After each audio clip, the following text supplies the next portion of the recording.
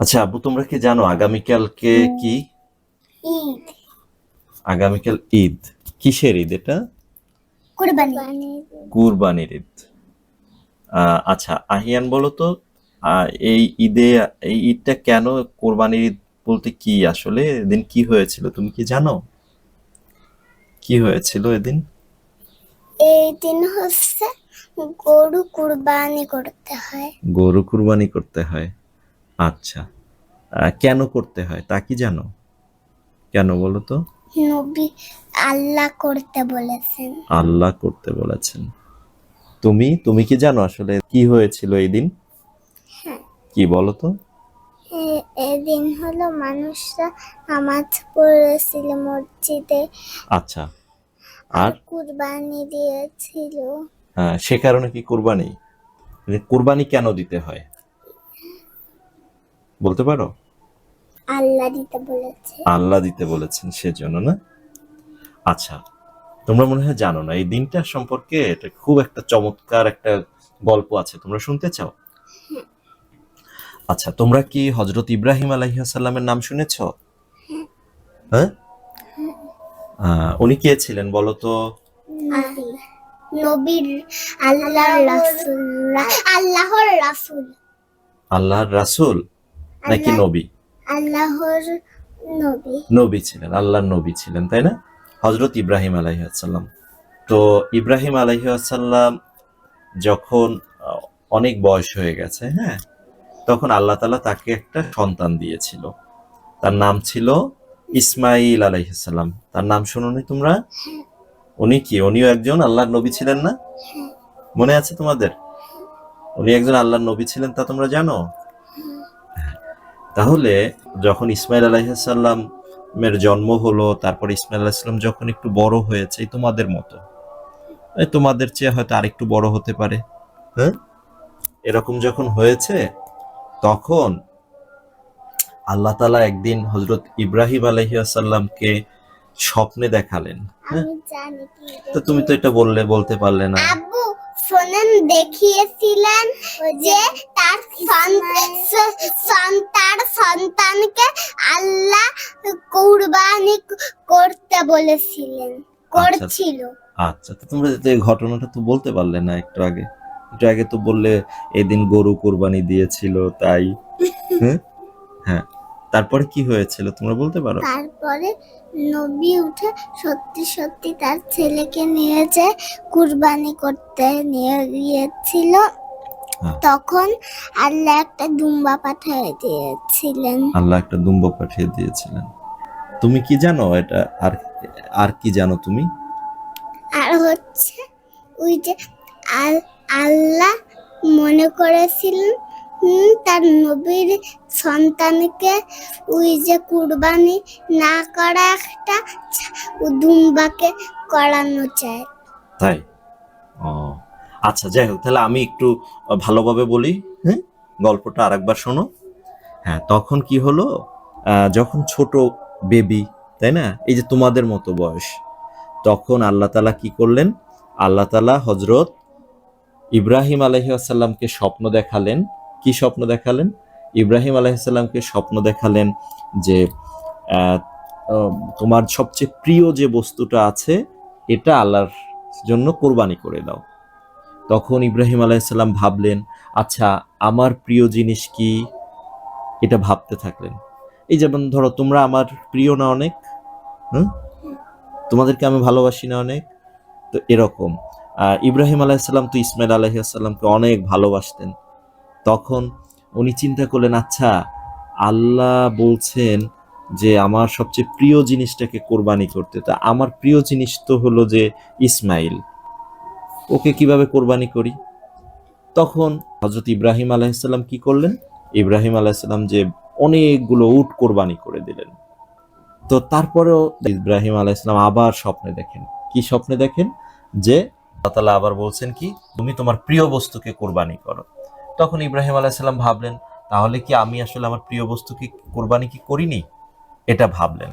হ্যাঁ, তো এটা ভেবে তারপর উনি বুঝতে পারলেন যে তাহলে মনে হয় আল্লাহ তাআলা ইসমাইল আলাইহিস সালামকে কুরবানি করতেই বলেছেন। তারপরে তিনি কি করলেন? তিনি ইসমাইলকে ডেকে বললেন, এটা কোরআনে এসেছে, হ্যাঁ, যে কি বললেন ইসমাইলকে, বললেন আমি স্বপ্নে দেখেছি যে আল্লাহ তাআলা তোমাকে বলছে তোমাকে কুরবানি করে দিতে। তখন ইসমাইল আলাইহিস সালাম কি বললেন? ইসমাইল আলাইহিস সালাম কি ভয়ে দৌড় দিয়েছেন? না, হ্যাঁ, বলেছেন কি বলছেন? হলো আপনি আমাকে কুরবানি করে দেন। হ্যাঁ, তখন ইসমাইল আলাইহিস সালাম বললেন কি, যে আল্লাহ তাআলা আপনাকে যা বলেছেন আপনি সেই কাজটা করেন।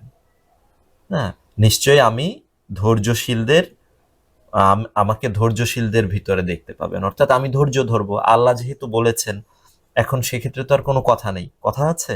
আল্লাহ কিছু বললে সেটা মেনে নিতে হয় না? অবশ্যই মেনে নিতে হয়। তো ইসমাইল আলাইহিস সালাম কি বললেন? বললেন যে আল্লাহ আপনাকে যা বলেছেন আপনি সেটা করেন, আমি কি করব? আমি ধৈর্য ধরব। তো এটা কি এটা ইসমাইল আলাইহিস সালাম বললেন। তখন কি করলেন? তখন ইব্রাহিম আলাইহিস সালাম কি করলেন? ইসমাইল আলাইহিস সালামকে নিয়ে একেবারে মরুভূমির ভিতরে এক জায়গায় নিয়ে গেলেন। এটা কোথায় তোমরা জানো? জায়গাটার নাম কি? জায়গাটার নাম মিনা। মিনা একটা জায়গার নাম, হ্যাঁ, ওখানে নিয়ে গেলেন।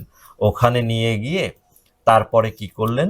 তাকে শোয়ায়ে তারপরে একটা ছুরি দিয়ে তার গলায় ছুরি চালাতে চেষ্টা করলেন।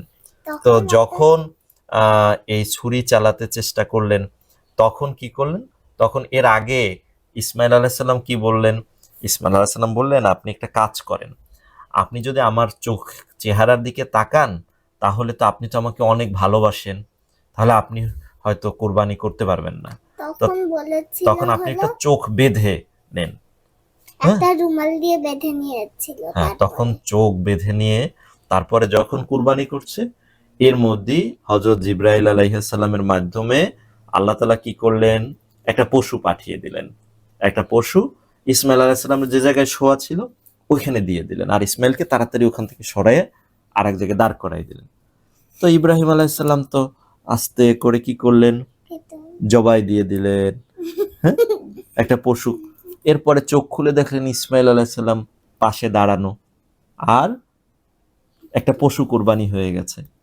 তখন আল্লাহ তাআলা বললেন যে, হে ইব্রাহিম, আপনাকে আমি যেই পরীক্ষা করতে চেয়েছিলাম আপনি সেই পরীক্ষায় পাশ করেছেন, উত্তীর্ণ হয়েছেন। হ্যাঁ, আপনার আর ইসমাইলকে কোরবানি করার দরকার নেই। তো এখন দেখো, এখানে কিন্তু আমরা সেই যে ঘটনাটা, সেই ঘটনাটাকে কেন্দ্র করেই কিন্তু এখন প্রত্যেক বছর কি করা হয়? পশু কোরবানি দেওয়া হয়। তাহলে কোরবানি কেন দেয়া হয় বুঝতে পেরেছো?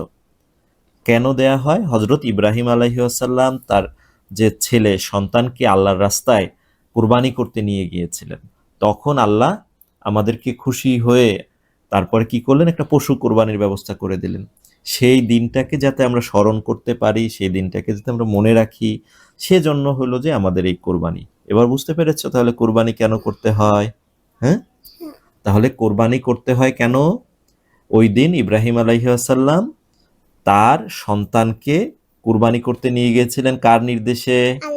আল্লাহর নির্দেশে। তাহলে এটা কি আল্লাহর নির্দেশ, তাই না? আমরা সেই ঘটনাটাকে শুধু স্মরণ করি।